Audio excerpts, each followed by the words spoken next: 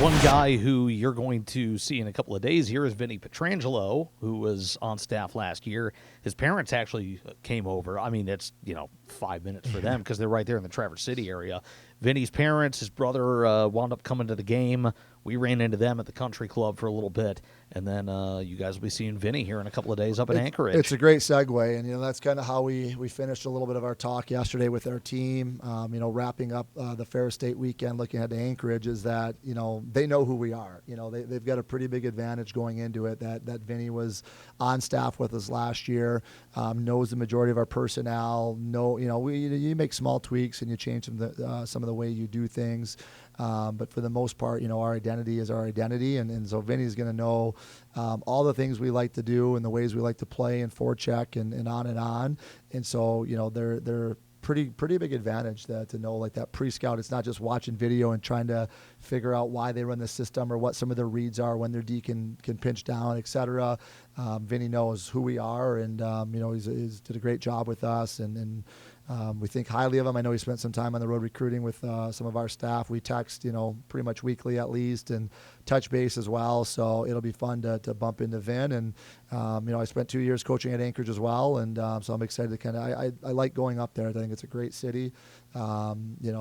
Ocean, mountains, probably see a couple moose, maybe lucky see a bear, something like that. So I think it's a cool adventure for our guys to see that part of the world and, just a little different look at it. I've never played at their on-campus rink. It was our practice rink when I was there, so I'm somewhat familiar with it, but that'll be a little bit of a different experience. And I think there's a lot of parallels from that rink being somewhat similar to the Traverse City rink.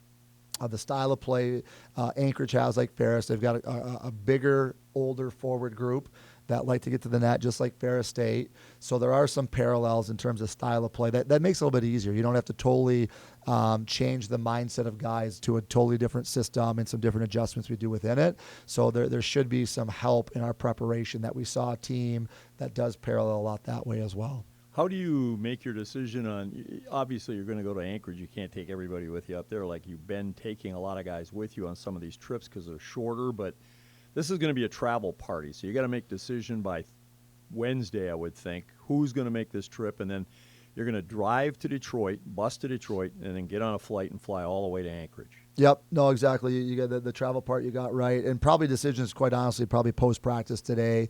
Any changes, we submit a flight manifesto months ago. Right. So we try to guess, who we think will be traveling, back in June or whatever. And then as you get closer, you get, I think, 24 to 48 hours out to do any name changes. So obviously Easton Hess comes off due to his injury, and we got to substitute guys and things like that. So we'll have to make probably decisions post-practice today, unless anything really crazy comes up, and then you try to work like crazy with the airlines to make any last-minute adjustments. But yeah, that's part of it, Bill. Thursday we don't practice. It's a long day of travel. I think we tentatively have planned to check into our hotel about 8:45 p.m. Alaska time, which is, obviously 12:45 our time. And so you're dealing with a 4-hour time adjustment. You're dealing with the flights and the dehydration and, all the things that come along with a long trip like this. So, it's, that's the situation we're in. And I think there's some good can come from it to deal with this travel and to get through it. I think there can be some team bonding. She said it's a little bit different. I think it's the first time this year we haven't taken the whole team, so that'll be a little bit different. And then, moving forward when you're in CCHA play, not on breaks, you only get your 24-man roster anyway to travel. So that kind of leads us into a lot of that CCHA play as well. So, yeah, looking forward to it. It's another good challenge, a long road trip to go win some hockey games. Yeah, and they're coming off a big win. They Huge won win. on Saturday night. 6-1 over a pretty darn good Nanox team from Fairbanks. They've been upsetting everybody this year, and that's a big win for Anchorage. And that's a huge rivalry. And again, I was part of that for a couple of years. They got the Governor's Cup we played for every year with back then it was typically 4 games, maybe 2 games a couple of years for us, with us being in the WCH at the time and Fairbanks in the CCHA back in those days. But yeah, that's a big rivalry game for them. That's a very heated, as much as, Lake State, Northern Michigan, Michigan State, whatever the biggest rivals that you can think of. There's not a lot of love lost between those two cities and those two programs. And one of the most fierce rivalries I've been a part of. So yeah, they're coming off a big win. So their confidence is sky high, and they're feeling really good about their game. And we're kind of the opposite. We coming off a game where we lack some maturity to hold hold on to a 2-0 lead and find a way to win a hockey game at that neutral site venue.